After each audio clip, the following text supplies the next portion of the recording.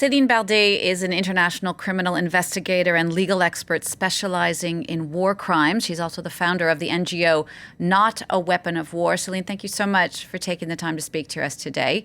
I want to first start with asking you about how big a problem this lack of sufficient forensic evidence that we just saw in that report is going to be, bringing the perpetrators of this sexual violence on October 7th to justice. Of course, the lack of forensic is a problem, but everywhere in the world, most of the time, we don't have any forensic element to prove sexual crime. So here, that should have been done because they had the possibility to do it, because they had the bodies, with the limit of having bodies, really damaged. Now the police said that they've done it, so let's see what they have done exactly, because so far I don't know. I can't understand really clearly. But let's keep in mind that you can prove sexual crimes even though you don't have any medical reports. You have other way to prove it, and thanks God, because otherwise we wouldn't have proven many things in many conflicts.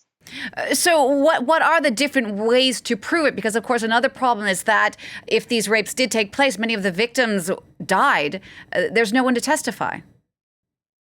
Yes, right. I think the problem with Israel today, what happened with 7th of October is particularly complex because obviously if victims have been raped, and I don't know that for the moment because I don't have enough solid elements to say so, but if it happened, which is possible, then they all died. So most of the time, what you have as a very important element is the testimony of the survivor. This is what you found in many other countries. But let's remember, for example, Rwanda, you had many women raped and killed after that, and you could be able still to prove the rape, because then you will work on other things. You will work on indirect or direct testimony. You will look at the context. You will look at video. You will look at many other elements, so you have enough to prove that happened. But this is the work that has to be done now.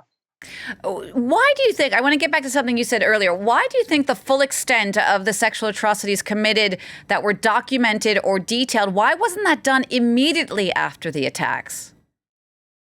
Exactly. That's actually the question, because, now we know and we are making progress, but still that sexual violence is part of conflict. So why they were not, like, for example, if they were forensic work done on the bodies, sorry for my English, but, this should have been taken into consideration, but it seemed that it was not. And I think, again, we are in a situation where sexual violence doesn't seem to be something important, though it is an element constitutive of an international crime, and that should be looked at the same way of other things, and that's the problem.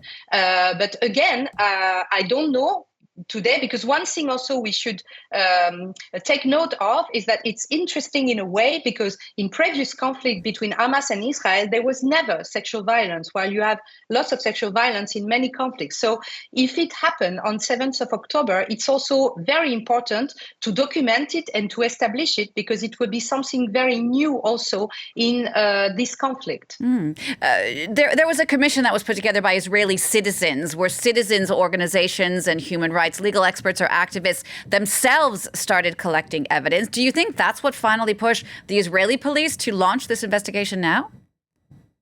Honestly, I think yes. Also, my organization, we are not weapons of war. We publish, and we were public about that, in the sense that we raised the alarm that there is a need to document. We are not saying whether this happened or not, because we don't know, but we are launching our tool called Backup, which is a tool where people can give testimony, and we're going to work on that. But yes, I think, all of a sudden, so to say, the police is organizing this and talking about this. And I think it's because of the